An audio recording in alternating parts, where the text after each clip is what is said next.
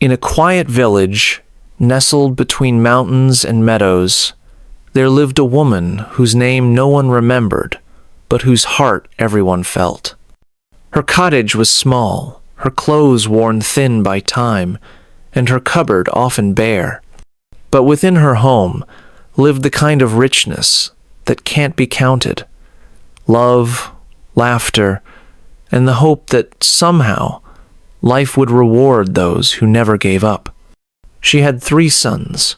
Leo, the youngest, had a quiet spirit and eyes that always searched the sky as if listening for a secret meant only for him. Sam, the middle son, was full of energy, cleverness, and a strong sense of justice. Ethan, the eldest, was calm and observant, a natural protector with a firm voice and a steady hand. The brothers were close, like pages in the same book, each different, yet connected by the same story. Life had not been easy for them. Their mother worked from sunrise to nightfall, mending clothes for neighbors and gathering herbs in the forest to trade for bread. But the seasons had been unkind, and her body, once strong and tireless, had begun to weaken. The boys saw it in her movements, in the way her fingers trembled while tying knots, and in the silence that sometimes filled her eyes. It was on a cold morning that the decision was made.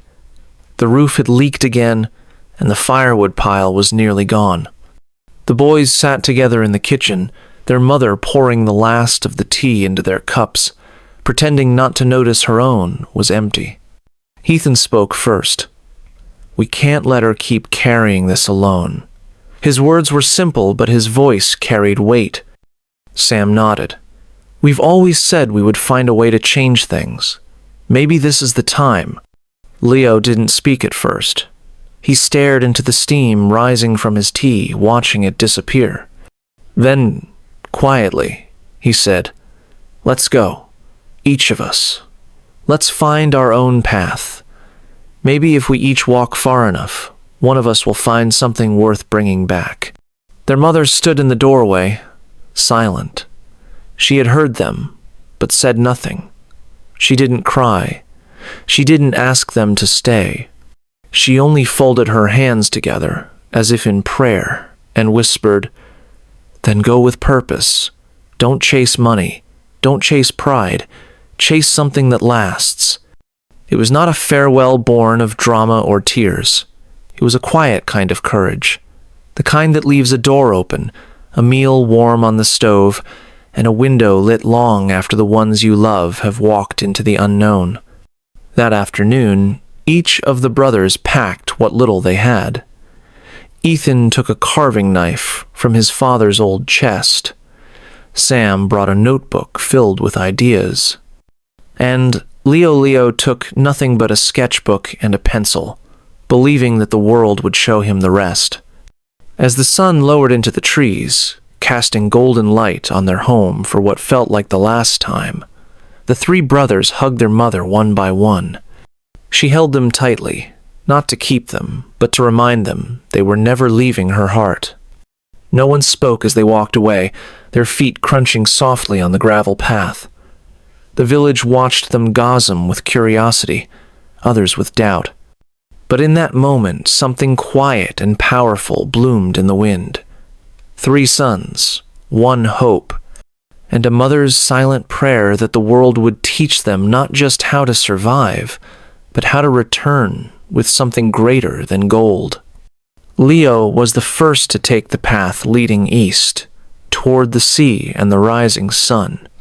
He walked without fear, but with the kind of wonder only someone who had known hunger, kindness, and the strength of quiet love could carry. He didn't know where he was going. He didn't know what he would find. But with every step, he carried a promise made not with words, but with the heart. A promise to return. A promise to find something the world hadn't yet taken from them. Magic not the kind that lives in fairy tales, but the kind that's born from courage, from kindness, and from choosing to believe that even the poorest home can give rise to the richest dreams. The road eastward brought Leo through quiet valleys and along rivers that whispered stories he could almost understand. The sky changed colors, each day's off purples at dawn, gold at noon, burning orange by dusk. He didn't rush. There was no need. His steps were slow, thoughtful, guided by curiosity rather than destination. Weeks passed. His shoes wore thin. His hands, once soft, turned rough from carrying firewood, washing dishes at roadside inns, and sketching faces of the people he met. He listened more than he spoke. He asked for nothing, but people offered him food and shelter, drawn to something gentle in his voice, or maybe in his silence. One afternoon, in a seaside village where the wind always smelled of salt and cedar, Leo met a man who carved wood under an open sky. The man, who introduced himself as Arlo, shaped not furniture, but memory spoons from driftwood, benches from storm-fallen trees, tables that still smelled of the forests they once lived in. "I don't hire strangers," Arlo said when Leo asked to work for him. "But I do teach those who stay." And so Leo stayed. For a year, he learned how to sand a table smooth enough to reflect sunlight. He learned how to listen to the wood, how each crack had its own rhythm, its own story. Arlo didn't speak much, but when he did, it was often to say, "Make things that last longer than applause." They ate simply. They laughed in quiet bursts. Some nights, Leo sang softly to himself while carving, and Arlo would smile without looking up. At the end of that year, Arlo gave Leo a table unlike any other. It was small, square, and old-looking, with uneven legs and strange carvings on its edges. "Take it," Arlo said. "It may not look like much, but when you speak to it with the right words, it listens." Leo looked confused.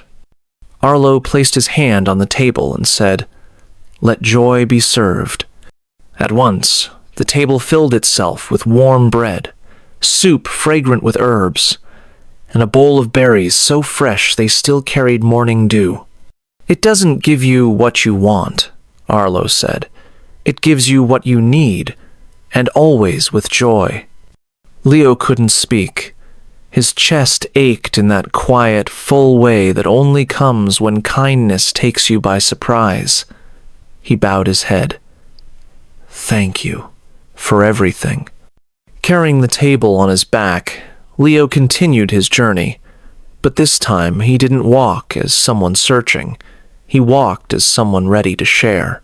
He stopped in towns and villages along the way, placing the table near rivers, under trees, or in busy markets. He would whisper, "Let joy be served," and invite strangers to sit.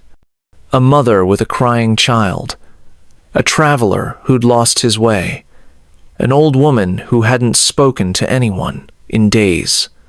They all found something they hadn't expected, not just food, but warmth, stories, connection.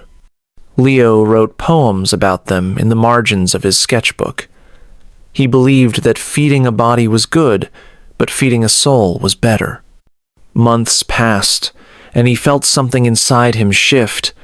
He had begun to understand what Arlo meant by things that last. The table was not just magic. It was a lesson about abundance, about trust, about what happens when you give without keeping count.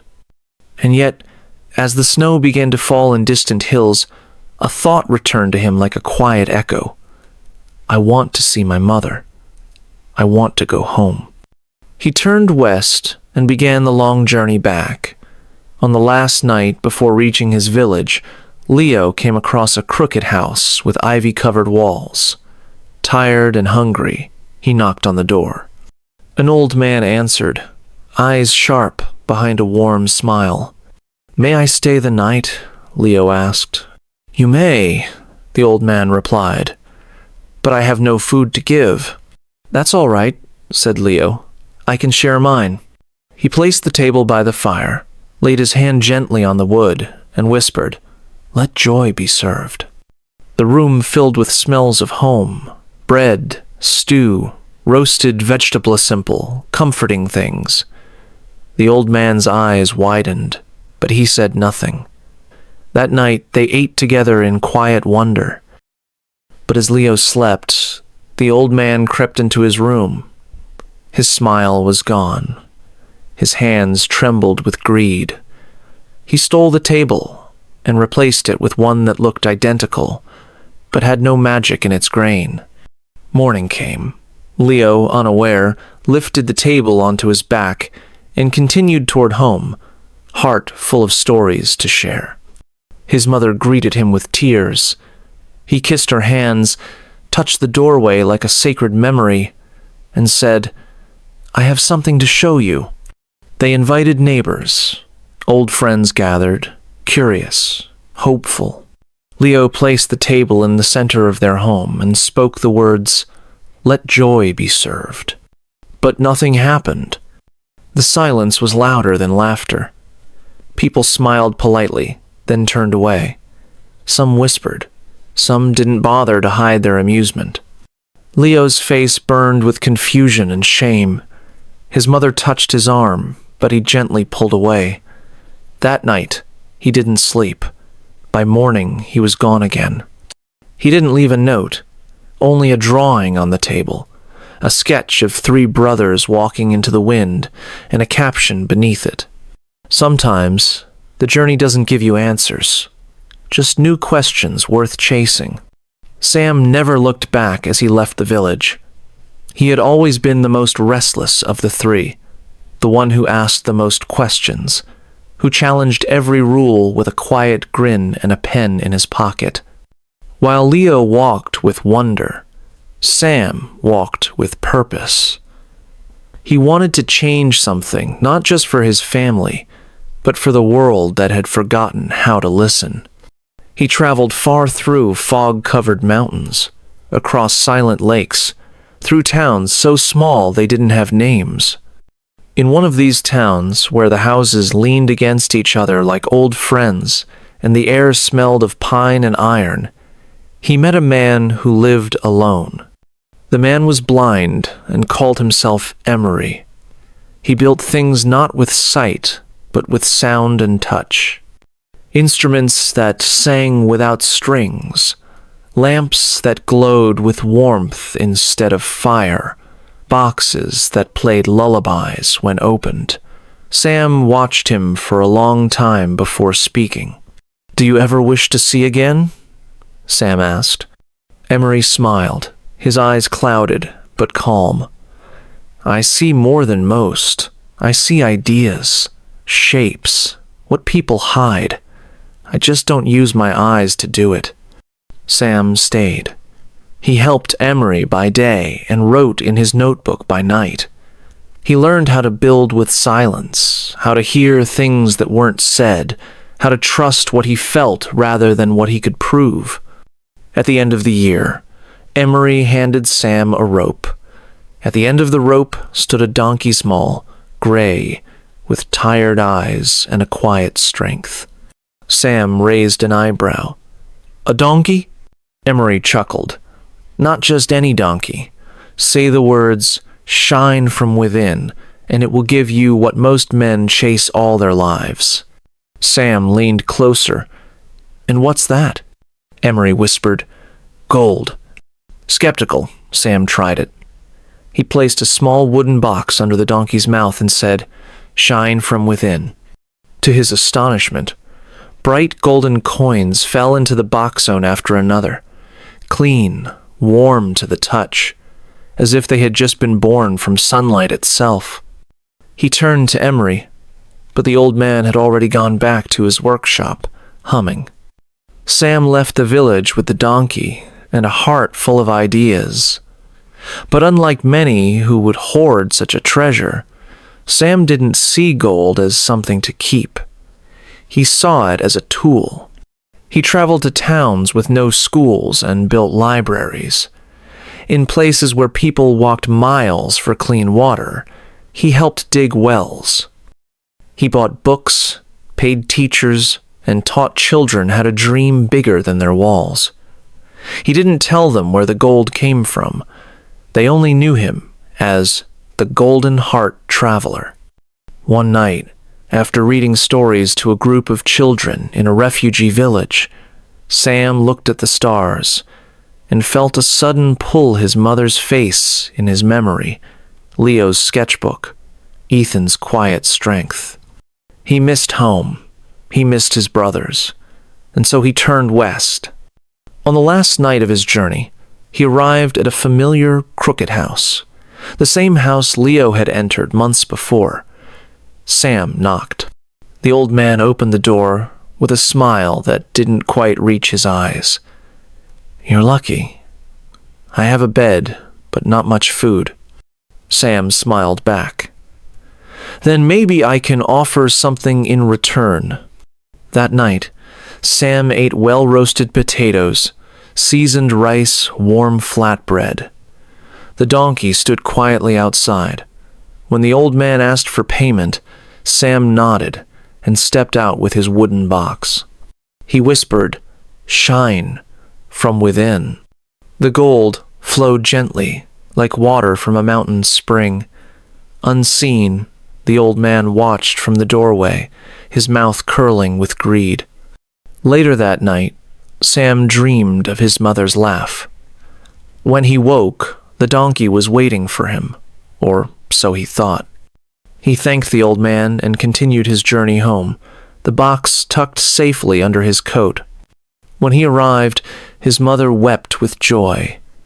The village gathered again, curious about what Sam had brought back. Sam stood before them, proud and calm. He placed the box under the donkey's mouth, looked into the crowd, and said with confidence, "Shine from within." Nothing happened. No gold, not a single coin. Laughter rose again, louder this time. A second failure. Another broken promise. Sam clenched his fists, not from embarrassment, but from fury. Not because the donkey didn't work, but because someone had tried to turn something so pure into a lie. That night, Sam didn't sleep. He reread Leo's old letter and felt a storm rise in his chest.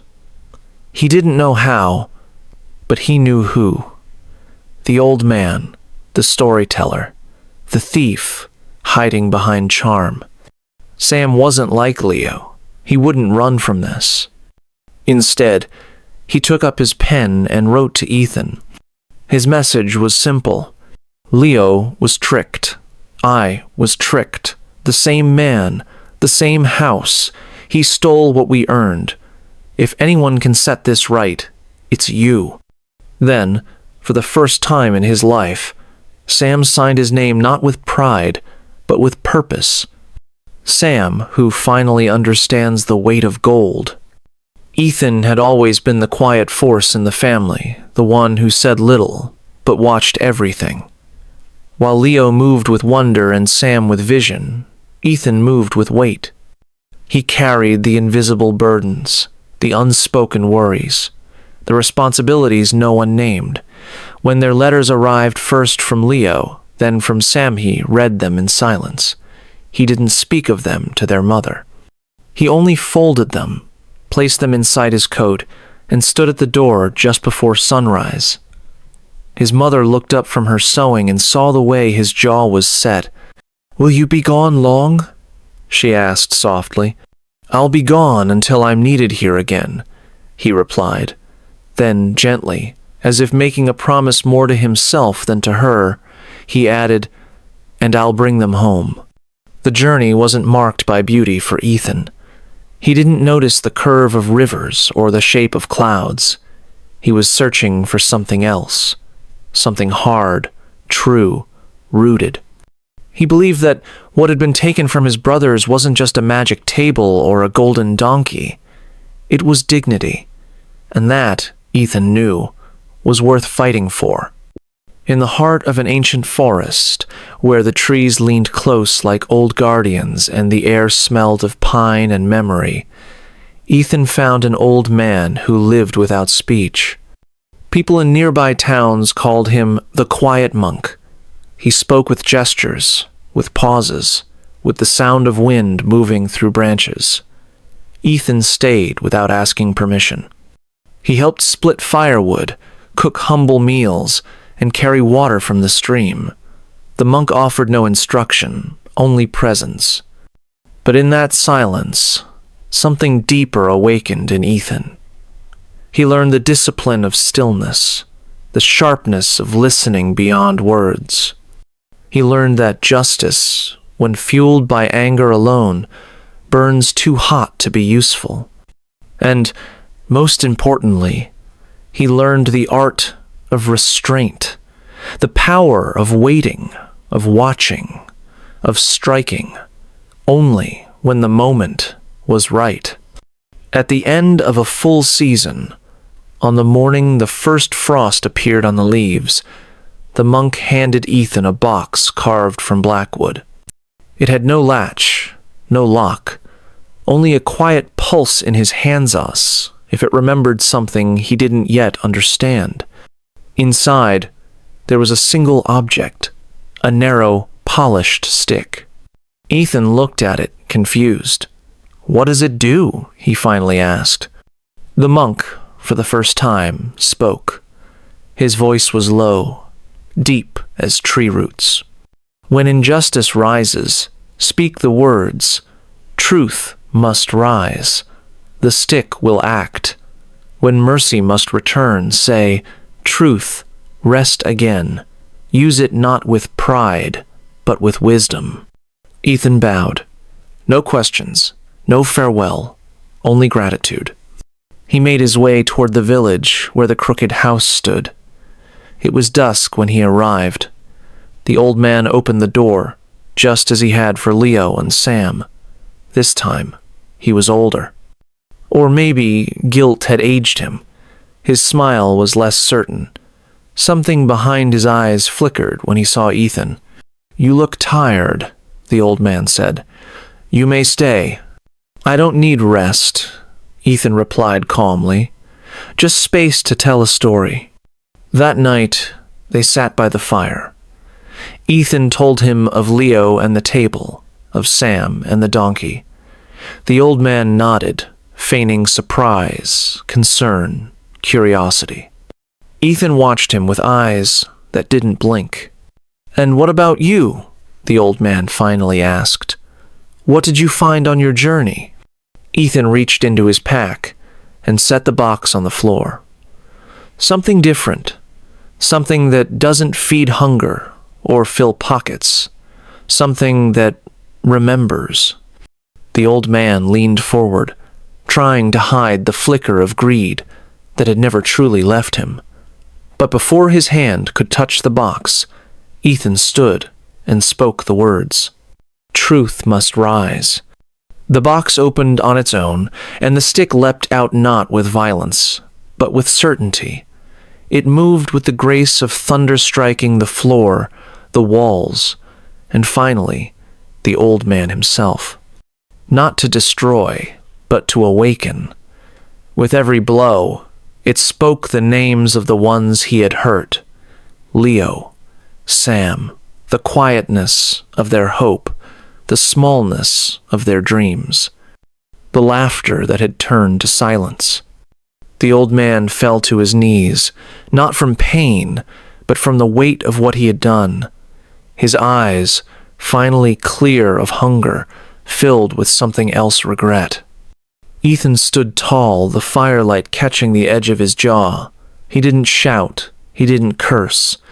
He only said, "Return what you took. Not because I say so, but because you finally remember who you were before you forgot how to be kind." The old man nodded. He reached into the darkness and brought forward the original table, its edges still warm with memory. Then the donkey, quiet, gentle, as if it too had been waiting. Ethan looked at the stick and said, "Truth, rest again." It returned to the box. He turned to the old man once more, and this time his voice softened. "You can come back from this, but not by hiding, by giving." The old man said nothing, but something in him shifted like a door, slowly creaking open. Ethan walked for 3 more days. When he reached the family home, the light was still on. His mother stood outside, as if she had known exactly when he would return. She didn't run to him. She only opened her arms. And for the first time in years, Ethan let himself be held not as the one who had to protect, but as the son who had finally come home. That night, he placed the table at the center of the room, tied the donkey's lead to the front porch, and set the box on the mantel. "We were given these things," he told his mother, "but we almost lost them, not because they were taken, but because we forgot that magic only lives where kindness is kept alive." And from that moment on, Ethan never spoke of revenge, only of return, only of remembering. The morning after Ethan returned, the village began to stir with whispers.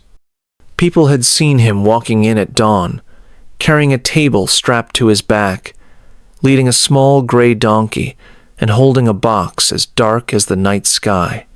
Children peeked through fences, and old men leaned on canes, muttering stories that blurred truth and legend.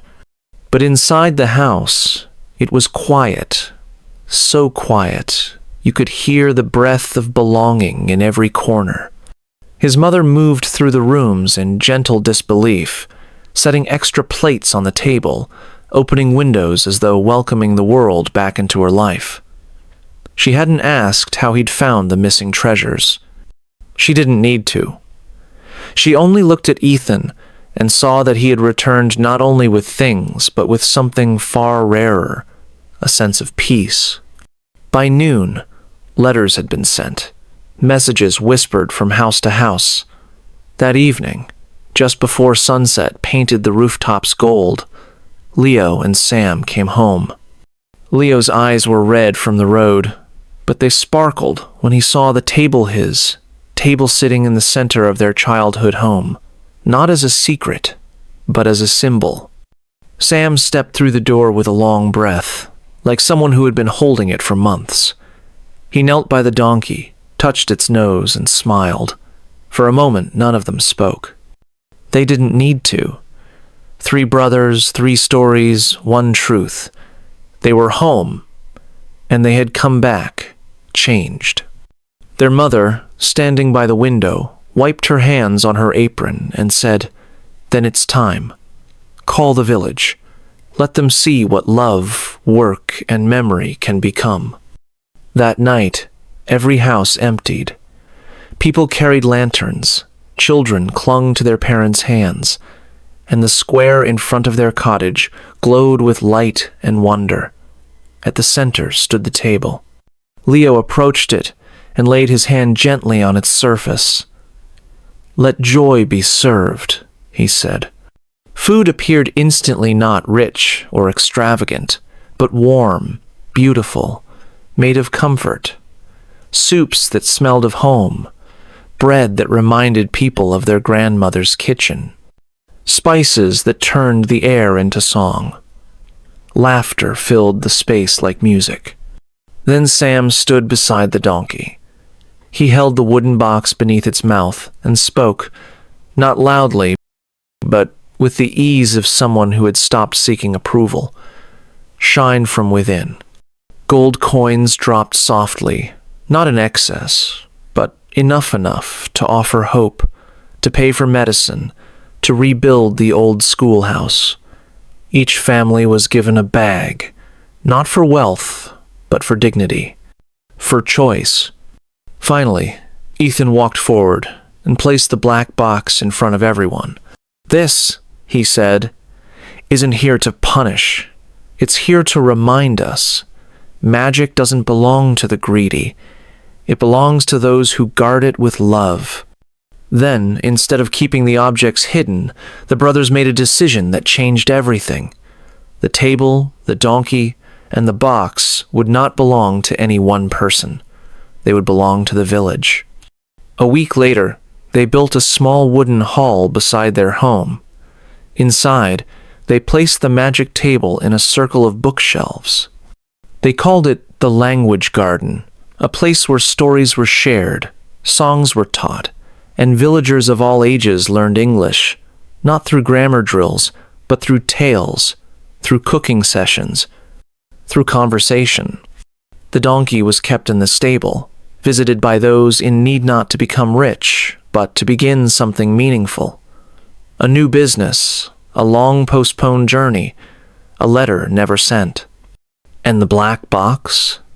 It sat quietly on the mantel, unopened, watching over everyone, not as a weapon, but as a promise, that if greed returned, truth would rise again. Over time, travelers came from other towns to hear the tale. They sat around the table, listening to the brothers speak in English simple words, but spoken with emotion, with story, with life. Leo taught visitors how to share a meal in a new language. Sam taught them how to write dreams that mattered. Ethan, standing in the corner, offered lessons in stillness, in listening, in knowing when to speak and when to wait. The mother, who had once stood in the doorway with trembling hands and silent prayers, now watched as her home became a place of magic, not because of what it held, but because of what it gave.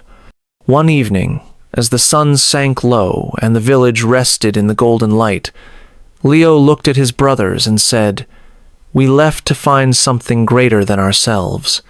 Sam nodded, and we returned not with treasures, but with truths.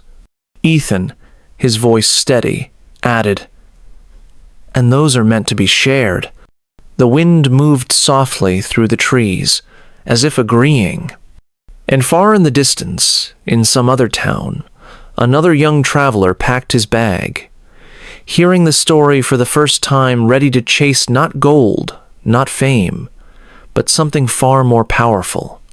The courage to begin, the wisdom to return, and the heart to share whatever he found along the way. In the end, the three gifts of the journey is not just a tale of magicians, a mirror reflecting our own lives.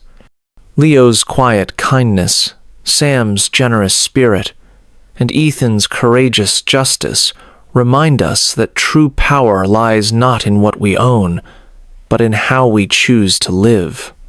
This story teaches us that failure is not the end, that being tricked doesn't mean we've lost, and that the greatest treasures are found not in gold or magic, but in love, wisdom, and the willingness to share.